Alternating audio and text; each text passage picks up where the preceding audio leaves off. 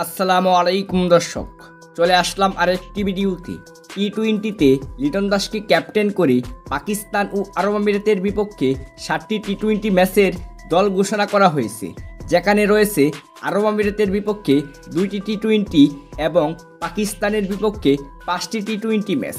2026 বিশ্বকাপের কথা মাথায় রেখে এই দল গঠন করা হয়েছে। চলুন দেখেন এই বাংলাদেশের নতুন দলে কারা কারা রয়েছে। Number 1 Soumya Sarkar. Number 2 Tanzid Hasan Tamim. Number 3 Parvez Hossain Emon. Number 4 Najmul Hossain Shanto. Number 5 Towhid Hridoy. Number 6 Jaker Ali Anik. Number 7 Liton Kumar Das.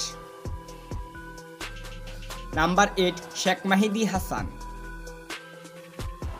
Number 9 Shamim Hossain Patwari.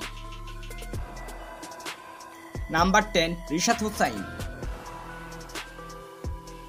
Number 11 Tanvir Islam. Number 12 Tanzim Hasan Sakib. Number 13 Mustafizur Rahman. Number 14 Nahid Rana.